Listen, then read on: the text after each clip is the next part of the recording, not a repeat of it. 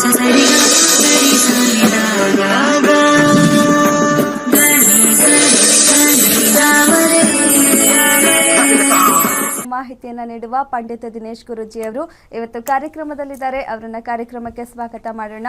ಗುರೂಜಿ ನಮಸ್ತೆ, ಕಾರ್ಯಕ್ರಮಕ್ಕೆ ಸ್ವಾಗತ. ಓಂ ಶ್ರೀ ಗುರುಭ್ಯೋ ನಮಃ. ಹರಿಹಿ ಓಂ. ಓಂ ಗ್ರಾಂ ಗ್ರೀಂ ಗ್ರೌಂ ಸಹ ಗುರುವೇ ನಮಃ. ಓಂ ನಮೋ ಭಗವತೆ ವಾಸುದೇವಾಯ. ಓಂ ನಮೋ ನಾರಾಯಣಾಯ. ನಮಸ್ಕಾರ ವೀಕ್ಷಕರೇ, ಇವತ್ತಿನ ಕಾರ್ಯಕ್ರಮದಲ್ಲಿ ಇದೇ ತಿಂಗಳು 18ನೇ ತಾರೀಕಿಗೆ ಗುರುಗ್ರಹ ಬದಲಾವಣೆ ಆಗ್ತಿದೆ. ಇದರಿಂದಾಗಿ 12 ರಾಶಿಗಳ ಮೇಲೆ ಯಾವ ರೀತಿ ಪ್ರಭಾವ ಬೀಳುತ್ತೆ ಅನ್ನೋದ್ರ ಬಗ್ಗೆ ತಿಳಿಸ್ಕೊಡ್ತೀವಿ. ಒಂದೊಂದು ರಾಶಿಯವ್ರಿಗೂ ಕೂಡ ಯಾವ ರೀತಿ ಗುರುಗ್ರಹ ಬದಲಾವಣೆಯಿಂದ ಏನೆಲ್ಲ ಬದಲಾವಣೆ ಆಗುತ್ತೆ, ಯಾವ ರೀತಿ ಪ್ರಭಾವ ಬೀಳುತ್ತೆ ಅನ್ನೋದನ್ನ ಗುರೂಜಿ ಅವರು ತಿಳಿಸ್ಕೊಡ್ತಾರೆ. ಗುರೂಜಿ, 18ನೇ ತಾರೀಕಿಂದ ಮಿಥುನ ರಾಶಿಯಿಂದ ಕಟಕ ರಾಶಿಗೆ ಗುರು ಬದಲಾವಣೆ ಆಗ್ತಿದ್ದಾನೆ. ಸೊ ಹಾಗಾಗಿ ಈಗ 12 ರಾಶಿಗಳಿಗೆ ಯಾವ ರೀತಿ ಪ್ರಭಾವ ಬೀಳುತ್ತೆ ಅಂತ ನೋಡ್ತಾ ಹೋಗೋಣ. ಮೊದಲನೇದಾಗಿ ಮೇಷ ರಾಶಿಗೆ ಯಾವ ರೀತಿ ಪರಿಣಾಮ ಬೀಳುತ್ತೆ? ಖಂಡಿತ. ಮೇಷರಾಶಿಗೆ ಹೋಗಿನ ಮುಂಚೆ ಒಂದು ಕೆಲವು ವಿಚಾರಗಳನ್ನ ಹೇಳಕ್ಕೆ ಇಷ್ಟಪಟ್ಬಿಡ್ತೀನಿ. ನೋಡಿ, ಸಾಮಾನ್ಯವಾಗಿ ಗುರು ಇವಾಗ ಏನು ಅತಿಚಾರ ಅಂತ ಕರಿತೀವಿ, ಫಾಸ್ಟ್ ಮೂಮೆಂಟ್ ಅಂತ ಅಂತೀವಿ. ಭೂಮಿ ಸ್ವಲ್ಪ ಫಾಸ್ಟಾಗಿ ಹೋಗ್ತಾ ಇದೆ. It is not the Jupiter. ಇವಾಗಿನ ಒಂದು ವೇಗದಲ್ಲಿ ಕೆಪ್ಲರ್ಸ್ ಲಾ ಪ್ರಕಾರ ಭೂಮಿ ಒಂದು ತಿರುವಲ್ಲಿದೆ. ಇಟ್ ಈಸ್ ಇನ್ ಎ ಕರ್ವಲ್ಲಿ ಗ್ರಾವಿಟೇಷನಲ್ ಫೋರ್ಸು ಮತ್ತು ಸೆಂಟ್ರಿಫ್ಯೂಗಲ್ ಫೋರ್ಸು ಜಾಸ್ತಿ ಇರುತ್ತೆ. ಈ ಸೆಂಟ್ರಿಫ್ಯೂಗಲ್ ಫೋರ್ಸು ಮತ್ತು ಈ ಗ್ರಾವಿಟೇಷನಲ್ ಫೋರ್ಸು ಜಾಸ್ತಿ ಇದ್ದಾಗ ನಮಗೆ ಅತಿಚಾರ ಅಂತ ಕರಿತೀವಿ ನಾವು. ಸ್ಲೋ ಡೌನ್ ಆ್ಯಂಡ್ ಫಾಸ್ಟ್ ಅಂತ ಕರಿತೀವಿ. ಯಾವಾಗ ಗ್ರಹ ಫಾಸ್ಟ್ ಇರುತ್ತೋ ರೆಟ್ರೋಗ್ರೇಡ್ ಆಗುತ್ತೆ ಭೂಮಿ, ಸ್ಲೋ ಇದ್ದಾಗ ಫಾರ್ವರ್ಡ್ ಹೋಗುತ್ತೆ ಬೇರೆ ಗ್ರಹಗಳು. ಸೊ ಇಲ್ಲಿ ಏನಾಗುತ್ತೆ, ಈ ಒಂದು ಕರ್ವೇಚರಿಂದ, ಭೂಮಿಯ ಒಂದು ಕರ್ವೇಚರ್ ಅಂತ ನಾವು ಏನು ಕರಿತೀವಿ, ಆ ಒಂದು ಕರ್ವೇಚರಿಂದ ಇಲ್ಲಿ ನಮಗೆ ಗುರು ಕರ್ಕಾಟಕ ರಾಶಿಗೆ ಹೋಗಿ ವಾಪಸ್ ಬರೋ ಥರ 46 ದಿವಸ ಮಾತ್ರ. ಮಿಥುನ ರಾಶಿಯಿಂದ ಕರ್ಕಾಟಕಕ್ಕೆ ಪ್ರವೇಶ ಆಗುತ್ತೆ 18ನೇ ತಾರೀಕು ಅಕ್ಟೋಬರ್. ಸೊ ಅಲ್ಲಿಂದ 3ನೇ ತಾರೀಕು 4ನೇ ತಾರೀಕು ಒಳಗಡೆ ಅಥವಾ ಮ್ಯಾಕ್ಸಿಮಮ್ 5ನೇ ತಾರೀಕು ಒಳಗಡೆ ರಿವರ್ಸ್ ಬಂದ್ಬಿಟ್ಟು 5th ಒಳಗಡೆ ಅಲ್ಲಿ 3rd ರಿವರ್ಸ್ ಸ್ಟಾರ್ಟ್ ಆಗುತ್ತೆ. ಅದು ಸ್ಟೇಬಲ್ ಅಂತ ಕರೀತಾರೆ. ತಟಸ್ಥ ಅಂತ ಕರಿತೀವಿ ನಾವು, ಸ್ಟೇಬಲ್ ಅಂತ. ಅದ್ರ ಆಗ ಪ್ಲಾನೆಟು ಈ ಕಡೆನೂ ಮೂವ್ ಆಗ್ತಲ್ಲ, ಈ ಕಡೆನೂ ಮೂವ್ ಆಗ್ತಲ್ಲ, ತಟಸ್ಥ ಆಗುತ್ತೆ. ಯಾಕಂದರೆ ಒಂದು ಗಾಡಿ 2 ಗಾಡಿ ಮೂವ್ ಆಗಬೇಕಾದ್ರೆ ಒಂದು ಗಾಡಿ ಒಂದೇ ಸಮದಲ್ಲಿ ಹೋದಾಗ ಅದು ಒಂದೇ ಥರ ಬರ್ತಾ ಇದೆಯಲ್ಲ, ತಟಸ್ಥ ಅನಿಸುತ್ತೆ. ಒಂದು ಫಾಸ್ಟ್ ಇದೆ, ಒಂದು ಸ್ಲೋ ಇದೆ ಅಂದಾಗ ಹಿಂದೆ ಹೋಗ್ತಾ ಇದೆ ಅನಿಸುತ್ತೆ. ಅಥವಾ ನಮ್ಮದು ಸ್ಲೋ ಇದೆ, ಅವ್ರದ್ದು ಫಾಸ್ಟ್ ಇದೆ, ಅದು ಮುಂದೆ ಹೋಗುತ್ತೆ ಅನಿಸುತ್ತೆ. ಎರಡೂ ಈಕ್ವಲ್ ಆಗಿದ್ದಾಗ ತಟಸ್ಥ ಅಂತ ಕರಿತೀವಿ. So it is the speed of the planets ನಾವು ಮಾತಾಡೋದು. ಸೊ ಈ ಸ್ಪೀಡ್ ಆಫ್ ದಿ ಪ್ಲಾನೆಟ್ಸಲ್ಲಿ ಮುಂದೆ ಹೋಗಿ ಹಿಂದೆ ಬರ್ತಕ್ಕಂಥ ಒಂದು ಪ್ರಕೃತಿಯಲ್ಲಿ ನಾವು ಕಾಣ್ಬೋದು on the background of the ರಾಶೀಸ್. ಸೊ 5ನೇ ತಾರೀಕು ಡಿಸೆಂಬರು ವಾಪಸ್ ಬರುತ್ತೆ. ವಾಪಸ್ ಬಂದಾದಮೇಲೆ ಮತ್ತೆ 2ನೇ ತಾರೀಕು ಜೂನ್ಗೆ ಕರ್ಕಾಟಕಕ್ಕೆ ಆ್ಯಕ್ಚುಯಲ್ ಪ್ರವೇಶ. ಅಂದರೆ ಮುಂದಿನ ವರ್ಷ ಜೂನಿಗೆ ಕರೆಕ್ಟಾಗಿ ನಿಜವಾದ ಸ್ಥಾನ ಪಲ್ಲಟ. ಇದು ತಾತ್ಕಾಲಿಕ. Please understand, this is temporary transit ಅಂತ ನಾವು ಕರಿತೀವಿ. Permanent transit is from 2nd ಜೂನ್ಗೆ 2026ಗೆ 2nd ಬರ್ತಕ್ಕಂಥದ್ದು. ಸೊ ಇದ್ರ ಪ್ರಕಾರ ನಮಗೆ ಒಂದೊಂದು ರಾಶಿಗೂ ಹೇಗಿದೆ ಅಂತ ನೋಡಿದಾಗ ಮೊದಲು ಮೇಷರಾಶಿಗೆ ತೊಗೊಳ್ಳೋಣ. ಮೇಷರಾಶಿಯವರಿಗೆ ಉದ್ಯೋಗದಲ್ಲಿ ಉತ್ತಮವಾಗಿದೆ. ಈ ಒಂದು ತಿಂಗಳುಗಳಲ್ಲಿ ಏನಾದ್ರು ಇಂಪಾರ್ಟೆಂಟ್ ಡಿಸಿಷನ್ ತೊಗೊಳ್ಬೇಕಾದ್ರೆ ಎಜುಕೇಷನ್ ಬಗ್ಗೆ ಚೆನ್ನಾಗಿದೆ. ಅಂದರೆ 46 ದಿವಸಕ್ಕೆ ಇದು ತೊಗೊಳ್ಳಿ. ನಿಮ್ಮ ದಶಾಭುಕ್ತಿಗಳಲ್ಲಿ ಗುರು ಬಂದಿರಬೇಕು. ಭೂಮಿ ಖರೀದಿಗೆ ಉತ್ತಮವಾಗಿರ್ತಕ್ಕಂಥ ಟೈಮು. ಯಾರ್ಯಾರು ಭೂಮಿ ಖರೀದಿ ಯೋಚನೆ ಮಾಡ್ತಾ ಇರ್ತೀರೋ ಭೂಮಿ ಬಗ್ಗೆ ಬಂದ್ಬಿಡುತ್ತೆ, ವೆಹಿಕಲ್ ಬಗ್ಗೆ ಬರುತ್ತೆ.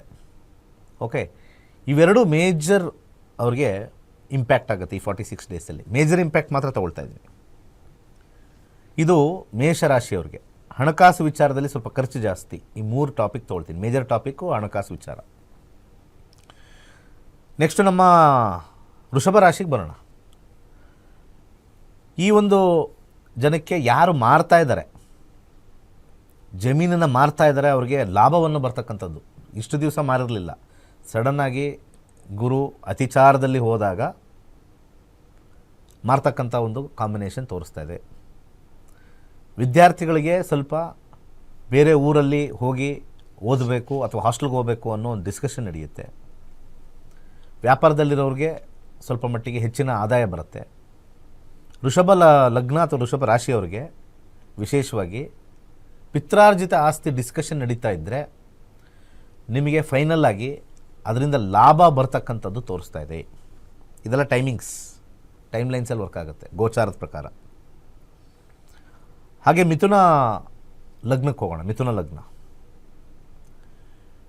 ಮಿಥುನ ಲಗ್ನದ ವಿದ್ಯಾರ್ಥಿಗಳಿಗೆ ಉತ್ತಮವಾಗಿರ್ತಕ್ಕಂಥ ಎಜುಕೇಷನ್ ತೋರಿಸ್ತಾ ಇದೆ. ಹಾಗೆ ಮಿಥುನ ಲಗ್ನದವ್ರದ್ದು ವಿಶೇಷ ಏನು ಅಂತಂದರೆ ಈ 18ನೇ ತಾರೀಕು ಆದಮೇಲೆ ಈ 46 ದಿವಸ ಹೆವಿ ಫಂಕ್ಷನ್ಸ್ ಊಟ ಮಾಡ್ತಾರೆ.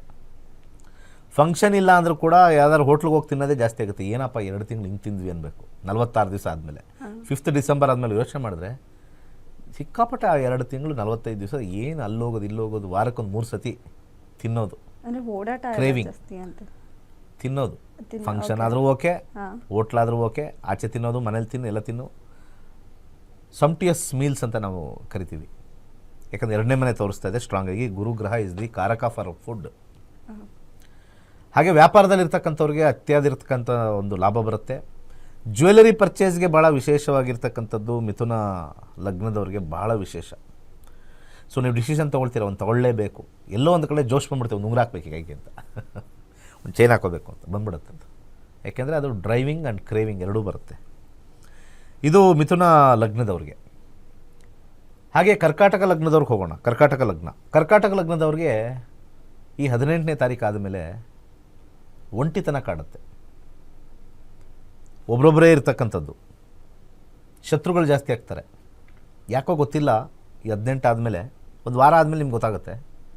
ಸ್ವಲ್ಪ ಎಲ್ಲ ಚೆನ್ನಾಗಿ ಫ್ರೆಂಡ್ಲಿಯಾಗಿದ್ದರು, ಜೊತೆಲಿ ನಕ್ಕೊಂಡು ಮಾತಾಡ್ತಾಯಿದ್ರು. ಈಗ ಮೂತಿ ತಿರುಗ್ಕೊಂಡು ಮಾತಾಡ್ತಾರೆ. ಏನಾಗೈತೋ ಏನೋ, ನಾನೇನು ಮಾಡೇ ಇಲ್ಲ, ಈ ಥರ ಆಗಿರ್ತಕ್ಕಂಥ ಒಂದು ಸಮಯ. ಆ ಪ್ಲ್ಯಾನೆಟರಿ ಪೊಸಿಷನ್ಸು ಕೆಲವೊಂದು ನಮ್ಮ ಮೈಂಡು, ನಮ್ಮ ಕ್ಯಾರೆಕ್ಟರಿಸ್ಟಿಕ್ಸ್ನ ಬದಲಾವಣೆ ಮಾಡ್ತಾ ಇರುತ್ತೆ. ಸೊ ಅದಕ್ಕೆ ನಾವು ಯಾವಾಗಲೂ ಧ್ಯಾನ ಮಾಡಬೇಕು ಅಂತ ಹೇಳೋದು.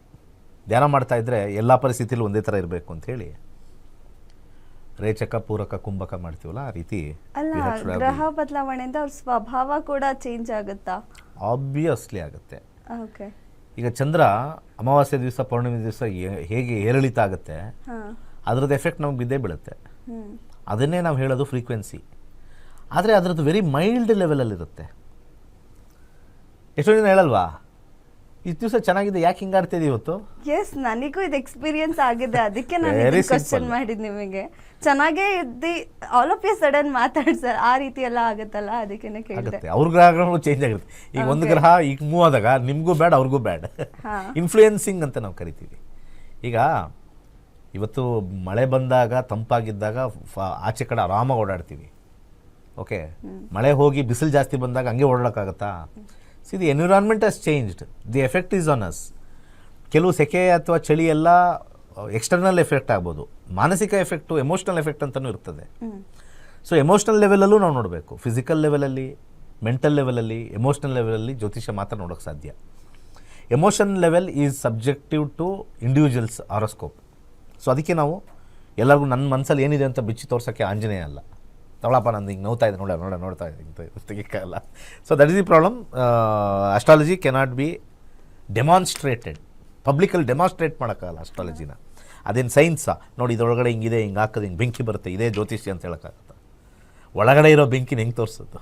ಒಳಗಡೆ ಇರ್ತಕ್ಕಂಥದ್ದು. ಓಕೆ, ಇದು ಕರ್ಕಾಟಕಕ್ಕೆ ಸ್ವಲ್ಪ ಹಣಕಾಸಿನ ವಿಚಾರದಲ್ಲಿ ಕರ್ಕಾಟಕದವ್ರಿಗೆ ಸ್ವಲ್ಪ ಸಮಸ್ಯೆ. ಹಾಗೆ ದುಡ್ಡು ಕಾಸಲ್ಲಿ ಸ್ವಲ್ಪ ಸಮಸ್ಯೆ ಪಡ್ತಾರೆ. ಒಂಟಿತನ ಹೆಚ್ಚಾಗುತ್ತೆ ಈ 46 ದಿವಸದಲ್ಲಿ. ಹಾಗೆ ಸಣ್ಣ ಪುಟ್ಟ ಓಡಾಟಗಳು ಸ್ವಲ್ಪ ಹೆಚ್ಚಾಗ್ತಕ್ಕಂಥದ್ದು ತೋರಿಸ್ತಾ ಇದೆ. ಸ್ವಲ್ಪ ತಂದೆ ಜೊತೆ ಜಗಳಗಳನ್ನು ಸ್ವಲ್ಪ ವಿಶೇಷವಾಗಿ ಕಂಡು ಬರ್ತಾ ಇದೆ ಈ ಕರ್ಕಾಟಕ ಲಗ್ನದವ್ರಿಗೆ. ಹಾಗೆ ಸಿಂಹ ಲಗ್ನದವ್ರಿಗೆ ಏನೇನೂ ಚೆನ್ನಾಗಿಲ್ಲ. ಹಣ ಕೊಟ್ಟು ಹಾಳು ಮಾಡ್ಕೋತೀರ. ನಿಮ್ಮ ದಶಾಭುಕ್ತಿ ಅಂತರ್ಭುಕ್ತಿಯಲ್ಲಿ ಗುರು ಬಂದಿದ್ದರೆ ಹಣ ಕೊಟ್ಟು ಹಾಳು ಮಾಡ್ಕೊಳ್ತೀರಾ, ಕೆಲಸ ಕಳ್ಕೊಳ್ಳೋ ಸಾಧ್ಯತೆ ಇದೆ. ಬಿಸ್ನೆಸ್ ಯೋಚನೆ ಮಾಡಿಬಿಟ್ಟು ದುಡ್ಡು ಪೋಲ್ ಮಾಡ್ತಕ್ಕಂಥದ್ದು, ದುಡ್ಡು ಹಾಳು ಮಾಡ್ಕೊಳ್ತಕ್ಕಂಥ ಕಾಂಬಿನೇಷನ್ ತೋರಿಸ್ತಾ ಇದೆ. ಹಾಗೆ ಜಮೀನಿಗೆ ದುಡ್ಡು ಹಾಕಿ ಕಳ್ಕೊಳ್ತಕ್ಕಂಥದ್ದು, ಯಾರಿಗೂ ಕೊಟ್ಟು ಮೋಸ ಹೋಗ್ತಕ್ಕಂಥ ಕಾಂಬಿನೇಷನ್ ಸಿಂಹ ಲಗ್ನದವ್ರಿಗೆ ತುಂಬ ಸ್ಟ್ರಾಂಗ್ ಆಗಿದೆ. ಸ್ವಲ್ಪ ಕೇರ್ಫುಲ್ಲಾಗಿರಬೇಕು.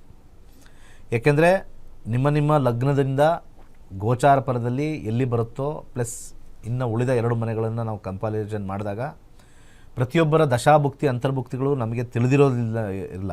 ಸೊ ಆ ಕಾರಣದಿಂದ ಸ್ವಲ್ಪ ಕೇರ್ಫುಲ್ಲಾಗಿ ಇದನ್ನು ನೋಡ್ಕೋಬೇಕು. ಸೊ ಬೇಸಿಕಲಿ ಸಿಂಹ ಲಗ್ನದವ್ರಿಗೆ ನಷ್ಟವೇ ಜಾಸ್ತಿ ಹೆಚ್ಚಾಗುತ್ತೆ. ಆದರೆ ಪಾಸಿಟಿವ್ ಸೈಡಲ್ಲಿ ಸಿಂಹ ಲಗ್ನದವ್ರಿಗೆ ಒಂದು ವಿಶೇಷ ಏನು ಅಂತಂದರೆ ಆಧ್ಯಾತ್ಮಿಕ ಚಿಂತನೆಗೆ ಸ್ವಲ್ಪ ಒಲವು ಇದ್ದರೆ ನಿಮಗೆ ಪಾಸಿಟಿವಿಟಿ ಇರುತ್ತೆ. ಯೋಗಾಭ್ಯಾಸ ಮಾಡೋಣ, ಯೋಗದ ತರಗತಿಗಳಿಗೆ ಹೋಗೋಣ, ಯೋಗದ ಅಭ್ಯಾಸ ಮಾಡೋಣ, ಅಥವಾ ಜ್ಯೋತಿಷ್ಯ ಕಲಿಯೋಣ, ಜ್ಯೋತಿಷ್ಯ ಕಲಿತು ನಮ್ಮ ಜೀವನದ ಕರ್ಮಗಳನ್ನು ನೋಡ್ಕೊಳ್ಳೋಣ, ಇಂಥ ವಿಚಾರಗಳನ್ನು ಈ ಒಂದು ಗ್ರಹ ಬಂದು ಪ್ರಚೋದನೆ ಕೊಡುತ್ತೆ. ಆಧ್ಯಾತ್ಮಿಕ, ಯೋಗ, ಮೆಡಿಟೇಷನ್, ಅಸ್ಟ್ರಾಲಜಿ, ರಿಸರ್ಚ್ ಈ ರೀತಿಯಾಗಿರ್ತಕ್ಕಂಥದ್ದು ಬಹಳ ಪ್ರಬಲವಾಗಿ ಒಂದು ಬಂದು ಕೊಟ್ಟೋಗುತ್ತೆ. ಯಾಕೆ ಈ ಥರ ಗ್ರಹಗಳು ಹಿಂಗೆ ಆಗ್ತಾ ಇರ್ತವೆ ಅಂತಂದರೆ ದೇರ್ ಇಸ್ ಎ ಪರ್ಪಸ್. ಆಮೇಲೆ ಪರ್ಪಸ್ಸು ನಾನು ಒಂದು ವಿಚಾರ ಹೇಳೋಕ್ಕೆ ಇಷ್ಟಪಡ್ತೀನಿ. ಈ ಎಂಟೈರ್ ನಭೋಮಂಡಲದಲ್ಲಿ, ಈ ಗ್ಯಾಲಕ್ಸಿಲಿ ನಾವುಗಳು ಮಾತ್ರ ಇಲ್ಲ, ಬೇಕಾದಷ್ಟು ಜೀವರಾಶಿಗಳಿದ್ದಾವೆ, ನಮಗೆ ಕಾಣಿಸ್ತಾ ಇಲ್ಲ. ಎಲ್ಲ ಜೀವರಾಶಿಗಳಿಗೂ ಒಂದು ಫಂಕ್ಷನ್ ಇದೆ, ಫಂಕ್ಷನರಿ ಅಂತಿದೆ. ಹಾಗಿದ್ರೆ ಒಂದು ಸಿಂಪಲಾಗಿ ಕೇಳ್ಬೋದು, ಯಾಕೆ ಪ್ರಾಣಿಗಳಿದ್ದಾವೆ ಕಾಡಲ್ಲಿ? ಅವು ಇಲ್ಲ ಅಂದಿದ್ರೆ ಏನಾಗ್ತಾಯಿತ್ತು, ಇದ್ದರೆ ಏನಾಗ್ತಾಯಿತ್ತು? Process of life. ಒಂದೊಂದು ವಿಸ್ಮಯ ನೋಡೋಕೆ ಅವೆಲ್ಲ ಇರೋದು. ಇವತ್ತು ನಾವು ಆನೆ ನೋಡಿದ ತಕ್ಷಣ ವಾವ್ ಅಂತೀವಿ, ಆ ಸೊಂಡ್ಲು ನೋಡು, ಅದು ನೋಡು, ಆಕಾರ ನೋಡು, ಅದು ಸೃಷ್ಟಿ, ನೇಚರ್. ಹುಲಿ ಬಂದ ತಕ್ಷಣ ಕ್ಯಾಪ್ಚರ್ ಮಾಡೋದು, ಮೊಬೈಲ್ ತಗೋ ಹೊಡಿ. ಒಂದು ಜಿರಾಫೆ ಬಂದರೆ ಸಾಕು, ಒಂದು ಜಿಂಕೆ ಬಂದರೆ ಸಾಕು, ಮಕ್ಕಳು ಏನಿಲ್ಲ ತಿರುಪತಿಗೆ ಬೆಟ್ಟ ಹತ್ಬೇಕಾದ್ರೆ ಒಂದು 2 ಜಿಂಕೆಯಲ್ಲಿ ಬಂದುಬಿಡ್ಲಿ, ಅಲ್ಲೇ ನಿಂತ್ಕೊಂಡ್ಬಿಟ್ಟಿರ್ತಾರೆ ಎಲ್ಲ. ಸೊ ಹಾಗೆ everything has got A purpose, everything has got A beauty, everything has got A reason. ಅನೇಕ ಸೌರಮಂಡಲದಲ್ಲಿ ಅಂದರೆ ಎಷ್ಟೊಂದು ನಕ್ಷತ್ರ ಇದೆ, ಆ ನಕ್ಷತ್ರದಲ್ಲೂ ಗ್ರಹಗಳಿದ್ದಾವೆ, ಆ ಗ್ರಹಗಳಲ್ಲೂ ಕೂಡ ಜೀವರಾಶಿ ಇದ್ದಾವೆ ಅಂತ ನಮ್ಮ ಶಾಸ್ತ್ರದಲ್ಲಿ ಬರೆದಿದೆ. ಬಟ್ ಆ ಸ್ಕೇಲಲ್ಲಿ ನಾವು ಹೋಗಿ ನೋಡೋಕ್ಕೆ ಏನು ಬೇಡಪ್ಪ, ಫ್ಲೈಟಲ್ಲಿ ನಾವು ಹೋದರೆ ನಾವು ಕಾಣಿಸೋದೇ ಇಲ್ಲ. ಜಸ್ಟ್ ಫ್ಲೈಟಲ್ಲಿ ಹೋದರೆ ನಾವು ಕಾಣಿಸಲ್ಲ, ಕೆಳಗಡೆ ಏನೂ ಕಾಣಿಸಲ್ಲ, ಜಸ್ಟ್ ಫ್ಲೈಟಲ್ಲಿ. ಇನ್ನು ಚಂದ್ರಮಂಡಲದಿಂದ ನಮ್ಗೆ ಕಾಣಿಸ್ತೀವ ಅಲ್ವಾ? ಹತ್ತಿರದಲ್ಲಿರೋ ಚಂದ್ರಮಂಡಲದಿಂದ ನಾವು ಕಾಣಿಸ್ತೀವ, ಬಿಲ್ಡಿಂಗ್ಗಳೇ ಕಾಣಿಸಲ್ಲ ಅಲ್ವಾ? ಸೊ ಹಾಗೆ ಫ್ಲೈಟಲ್ಲಿ ಹೋದರೆ ಬಿಲ್ಡಿಂಗೇ ಇಷ್ಟಿಷ್ಟು ಇರ್ತವೆ, ಸಣ್ಣ ಇಷ್ಟಿಷ್ಟು ಡಾಟ್ ಥರ. ಅದರೊಳಗಡೆ ರೂಮ್ಗಳು, ಆ ರೂಮ್ ಒಳಗಡೆ ಒಂದು ಟೇಬಲ್, ಆ ಟೇಬಲ್ ಮೇಲೆ ನಾವು ಕೂತಿರ್ತೀವಿ, ಆ ಡಾಟ್ ಎಲ್ಲಿ ಕಾಣಿಸುತ್ತೆ? ಜಸ್ಟ್ ಫ್ಲೈಟಲ್ಲಿ ಹೋದರೆ ಕಾಣಿಸಲ್ಲ. ಇನ್ನು ಅಲ್ಲಿ ಅದೇ ಥರ ಲಕ್ಷಾಂತರ ಸೌರಮಂಡಲಗಳಿದ್ದಾವೆ, ಅಲ್ಲೆಲ್ಲ ಗ್ರಹಗಳಿದ್ದಾವೆ, ಅಲ್ಲೆಲ್ಲ ಜೀವರಾಶಿಗಳಿದ್ದಾವೆ. ನಮ್ಮ ಥರ ಏನೇನು ನಡೀತಾ ಇದ್ದಾವೋ ಗೊತ್ತಿಲ್ಲ, ಎಲ್ಲಿ ನ್ಯೂಸ್ ಚಾನಲ್ ನಡೀತಾ ಇದ್ದೋ ಅಲ್ಲಿ ಗೊತ್ತಿಲ್ಲ, ಯಾರು ಗೊತ್ತಿರ್ಬೋದು. ಬೇರೆ ಗ್ರಹಗಳಲ್ಲೂ ಬೇರೆ ಸೌರಮಂಡಲದಲ್ಲೂ ನ್ಯೂಸ್ ಚಾನಲ್ ನಡೀತಾ ಇರುತ್ತೆ, ಇನ್ನೊಂದು ಗ್ಯಾರಂಟಿ ನ್ಯೂಸಲ್ಲಿ ನಡೀತಾ ಇರ್ಬೋದು, ಯಾರು ಗೊತ್ತು? ಸಂಬಡಿ 100% ಇರುತ್ತೆ. ಯದ್ಭಾವನ್ ತದ್ಭವತಿ, ಯತ್ ಬ್ರಹ್ಮಾಂಡೆ ಯತ್ ಪಿಂಡಾಂಡೆ ಅಂತ ಕರೀತಾರೆ. ಅಂದರೆ ಏನು ಮೇಲಿದೆಯೋ ಅದೇ ಇಲ್ಲಿ ಕೆಳಗಿರೋದು, ಏನು ಕೆಳಗಿದೆಯೋ ಅದೇ ಮೇಲಿರೋದು. ಪೂರ್ಣಾಹುತಿ ಮಂತ್ರ ಹೇಳಿದಾಗ ಅದನ್ನೇ ಹೇಳೋದು. ಪೂರ್ಣಮಿದಂ ಪೂರ್ಣ ಮುದಿಚ್ಯತೆ ಅಂತ ಬರುತ್ತಲ್ಲ, ಮೇಲೇನಿದೆ ಅದೇ ಇಲ್ಲಿ ಭೂಮಿ ಮೇಲಿದೆ, ಭೂಮಿ ಮೇಲೇನಿದೆ ಅದಲ್ಲೇ ಇದೆ. ಅದೇ ಥರ ಯೂನಿವರ್ಸಲ್ಲಿ ಏನಿದೆ ಅದೇ ಇರುತ್ತೆ, ಕೆಳಗಡೆ ಅದೇ ಇರುತ್ತೆ. ಸೊ ಸಿಂಹ ಲಗ್ನದವ್ರಿಗೆ ಸ್ವಲ್ಪ ಆಧ್ಯಾತ್ಮಿಕ, ಸ್ಪಿರಿಚುಯಾಲಿಟಿ ಅಂದರೆ finding the truth of the universe of the Galaxy ಅಂತ ನಾವು ಕರಿತೀವಿ ಅಷ್ಟೇ. ಕನ್ಯಾ ಗುರುಜಿ ಹೋಗೋಣ, ಮುಂಚೆ ಬ್ರೇಕ್ ತಗೊಳ್ಳೋಣ. ಖಂಡಿತ. ಡಿಸೆಂಬರ್ 1ನೇ ತಾರೀಕಿಂದ 110ನೇ ಬ್ಯಾಚಸ್ ಶುರು ಆಗ್ತಿದೆ. ಆ್ಯಂಡ್ ಅಕ್ಟೋಬರ್ 26ನೇ ತಾರೀಕು ಗುರುಜಿ ಅವರಿಂದ ಫ್ರೀ ಕ್ಲಾಸಸ್ ಕಂಡಕ್ಟ್ ಆಗ್ತಾ ಇದೆ. ನೀವು ಯಾರಿಗೆಲ್ಲ ಆಸಕ್ತಿ ಇದೆ ಜ್ಯೋತಿಷ್ಯವನ್ನ ಕಲಿಬೇಕು ಅನ್ನೋರು ಖಂಡಿತ ಮೊದಲು ಈ ಫ್ರೀ ಕ್ಲಾಸಸ್ ಅಟೆಂಡ್ ಮಾಡಿ, ಅದಾದ್ಮೇಲೆ ನೀವು ಕ್ಲಾಸಸ್ಗೆ ಜಾಯ್ನ್ ಆಗ್ಬೋದು. ಸೊ ನೀವು ಕ್ಲಾಸಸ್ ಅಲ್ಲಿ ಏನೆಲ್ಲ ಕಲಿತೀರಾ ಅನ್ನೋದ್ರ ಬಗ್ಗೆ ಈ ವಿಡಿಯೋದಲ್ಲಿದೆ, ನೋಡ್ಕೊಂಡು ಬನ್ನಿ. ಎಲ್ಲರಿಗೂ ನಮಸ್ಕಾರ. ವೈಜ್ಞಾನಿಕ ತಂತ್ರಜ್ಞಾನವನ್ನು ಒಳಗೊಂಡಿರುವ ನಕ್ಷತ್ರ ನಾಡಿ ಜ್ಯೋತಿಷ್ಯ ತರಗತಿಗಳಿಗೆ ಸುಸ್ವಾಗತ.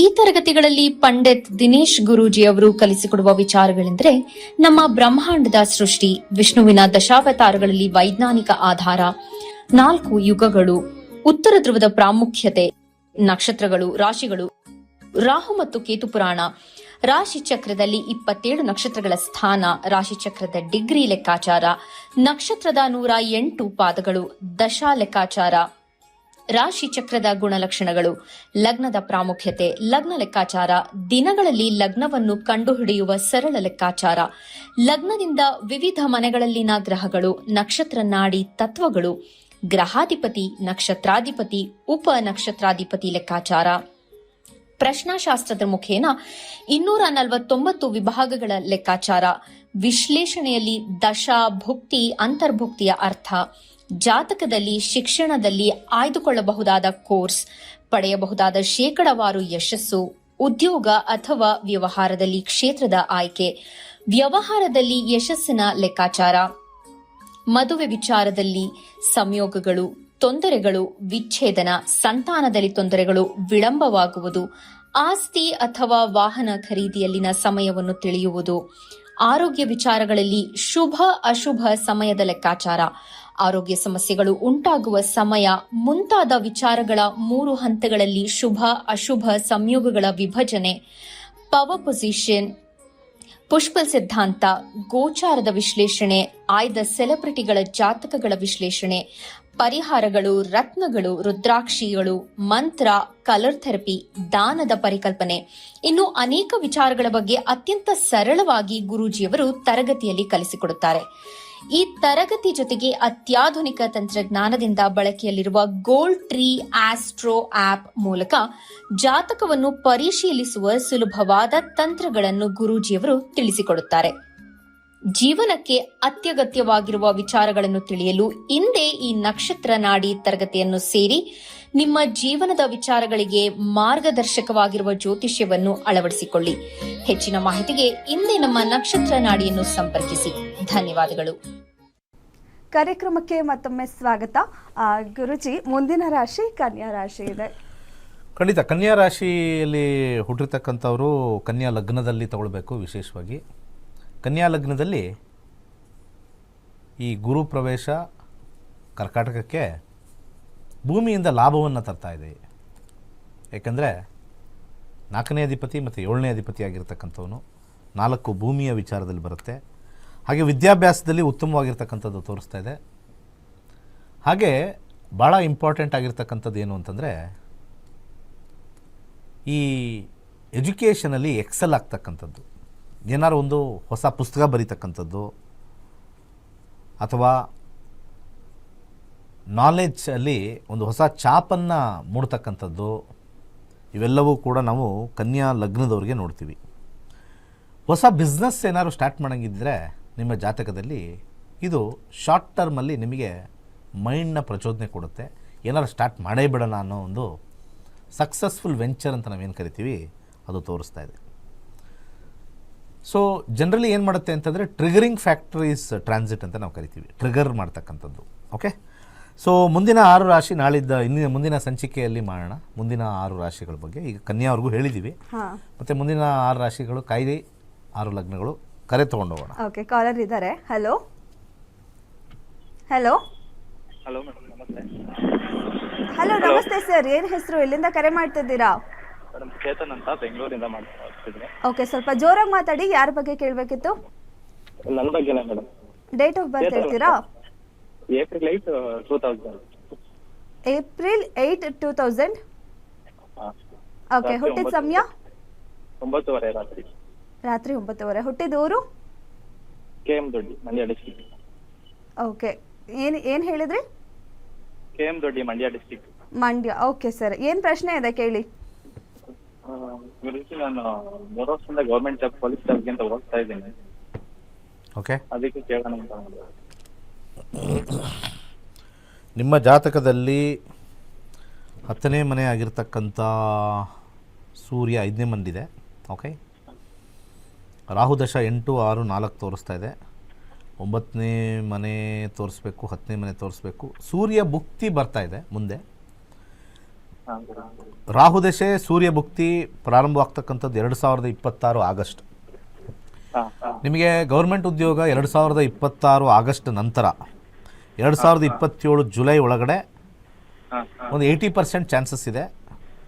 ಇನ್ನು 70% ಚಾನ್ಸಸ್ಸು 2029 ಜನವರಿಗಳಿದೆ. ಈ 2 ಭಾಗದಲ್ಲಿದೆ. ಹಾಗೆ 9ನೇ ಮನೆ 10ನೇ ಮನೆ ಕಾಂಬಿನೇಷನ್ ನಾವು ನೋಡಿದಾಗ ಅಷ್ಟು ಬಲಯುತವಾಗಿಲ್ಲ. ಯಾವುದಾದ್ರು ಗ್ರಹ ಸೂರ್ಯ ಮತ್ತು ಚಂದ್ರನಲ್ಲಿದ್ದಾರೆ ಅಂದರೆ ಚಂದ್ರನಲ್ಲಿರೋದ್ರಿಂದ ನಿಮಗೆ ಸ್ವಲ್ಪ ಉದ್ಯೋಗ ಗೌರ್ಮೆಂಟಲ್ಲಿ ಎಸ್ಪೆಷಲಿ ಸ್ವಲ್ಪ ಸ್ಟ್ರಾಂಗ್ ಆಗಿರ್ತಕ್ಕಂಥದ್ದು. ಕೇತುನು ಕೂಡ ಸೂರ್ಯ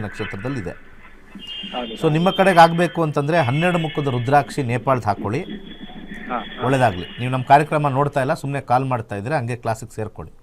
ಓಕೆ, ಧನ್ಯವಾದ ಸರ್ ಕರೆ ಮಾಡಿದ್ದಕ್ಕೆ. ಸುಮ್ಮನೆ ಎಲ್ಲ ಹೋಗ್ತಾ ಇರ್ತಾರೆ, ಕಾಲ್ ಸಿಕ್ಕರೆ ಸಾಕು, ಕಾಲ್ ಸಿಕ್ಕರೆ ಸಾಕು. ಎಲ್ಲರೂ ಯಾವ್ದಾದ್ರು ಇದ್ರಲ್ಲಿ ನೋಡ್ತಾ ಇರ್ತಾರೆ ಯೂಟ್ಯೂಬಲ್ಲಿ. ಹೌದು. ಮತ್ತೊಬ್ರು ಕಾಲರ್ ಇದ್ದಾರೆ. ಹಲೋ ಹಲೋ ಮ್ಯಾಮ್, ನಮಸ್ಕಾರ. ಸರ್ ನಮಸ್ತೆ ಸರ್, ಏನ್ ಹೆಸರು, ಎಲ್ಲಿಂದ ಕರೆ ಮಾಡ್ತಿದ್ದೀರಾ? ಮ್ಯಾಮ್ ನನ್ನ ಹೆಸರು ವಿನಯ್ ಅಂತ ಹೇಳ್ಬಿಟ್ಟು ನಾನು ಶಿವಮೊಗ್ಗದಿಂದ ಫೋನ್ ಮಾಡ್ತಾ ಇದ್ದೀನಿ.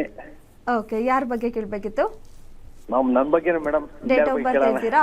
Ma'am date of birth 23 August ಹಾ 1962. ಓಕೆ, ಹುಟ್ಟಿದ ಸಮಯ? ಸಾಯಂಕಾಲ 7:30. ಓಕೆ, ಹುಟ್ಟಿದವರು? ಹುಟ್ಟಿದವರು ಶಿವಮೊಗ್ಗ ಮೇಡಮ್. ಸರಿ ಸರಿ, ಏನ್ ಪ್ರಶ್ನೆ ಇದೆ ಕೇಳಿ, ಮಾತಾಡಿ, ಗುರುಜಿ ಇದ್ದಾರೆ. ನಮಸ್ಕಾರ, ಹೇಳಿ.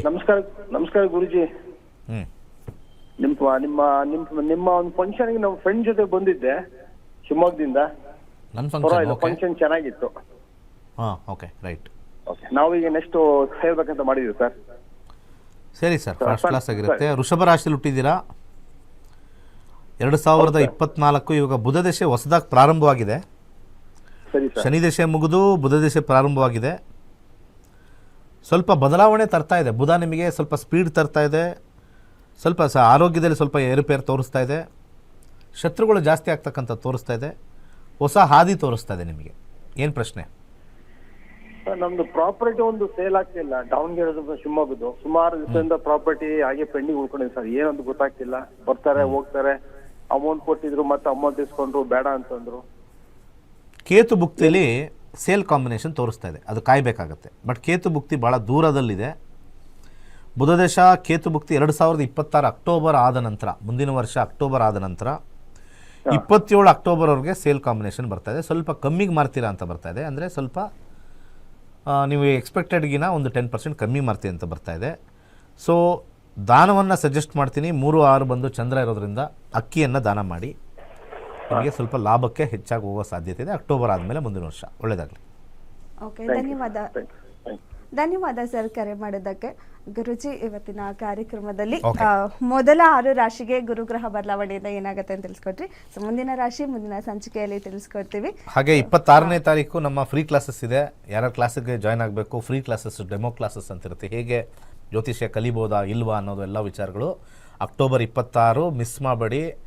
ಕೊಟ್ಟಿರ್ತಕ್ಕಂಥ ಸಂಖ್ಯೆಗೆ ವಾಟ್ಸಪ್ ಕಳಿಸಿ, ಕ್ಲಾಸಿಗೆ ಜಾಯಿನ್ ಮಾಡಿಸಿ ಅಂತ ಹೇಳಿಸಿ, ಕ್ಲಾಸಿಗೆ ಬನ್ನಿ. ನಾನೇ ಮಾತಾಡ್ತೀನಿ, ನಾನೇ ನಿಮಗೆ ಹೇಳ್ತೀನಿ ಯಾವ ಥರ ಹೇಳ್ಕೊಡ್ತೀನಿ ಅಂತ. ನಿಮ್ಮ ಜಾತಕದಲ್ಲಿ ಅದೃಷ್ಟದ ಪಾಯಿಂಟ್ ಹೇಗೆ ನೋಡೋದು, ದುರಾದೃಷ್ಟದ ಪಾಯಿಂಟ್ ಹೇಗೆ ನೋಡೋದು, ಅದೆಲ್ಲ ವಿವರವಾಗಿ ಹೇಳ್ಕೊಡ್ತೀನಿ. ಜ್ಯೋತಿಷ್ಯ ಕಲೀರಿ, ಒಳ್ಳೆ ಜೀವನವನ್ನು ನಡೆಸಿ. ಡೆಫಿನೆಟ್ಲಿ ಸಕ್ಸಸ್ ಇದೆ.